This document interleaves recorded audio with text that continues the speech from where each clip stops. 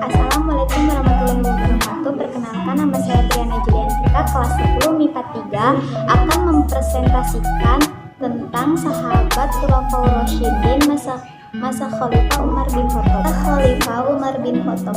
Umar bin Khattab termasuk salah satu pemeluk Islam pemulaan karena beliau memeluk Islam ketika periode Mekah, yang sebelum itu merupakan musuh Islam yang paling disegani oleh umat Islam.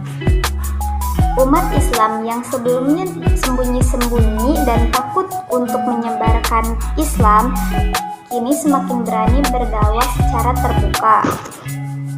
Termasuk ketika umat Islam berhijrah secara sembunyi, Umar bin Khattab lakukan secara terang-terangan. Seperti sahabat Nabi Shallallahu Alaihi Wasallam yang setia, Umar bin Khattab yang terkenal tegas dan cerdas itu tidak mau langsung menerima keputusan Nabi Shallallahu Alaihi Wasallam atas berbagai persoalan. Setelah masuk Islam pun, sikap itu semakin kuat. Nabi Shallallahu Alaihi Wasallam memberinya gelar Al-Faruq yang artinya pemisah dan pembeda.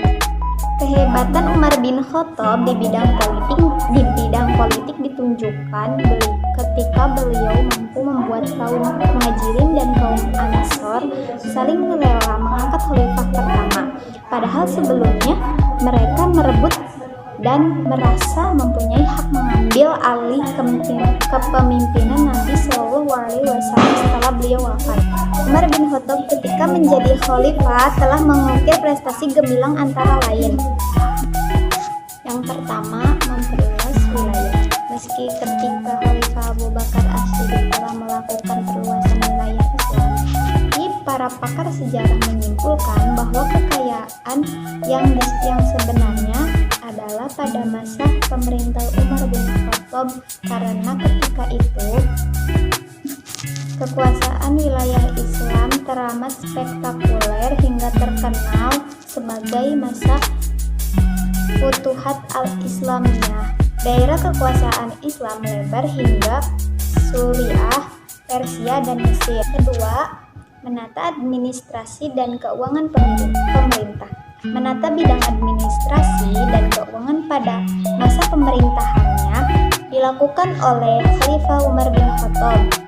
Misalnya dengan membentuk Baitul Mal yang khusus untuk mengurusi keuangan dan kekayaan negara yang meliputi pemerintah pusat dan provinsi.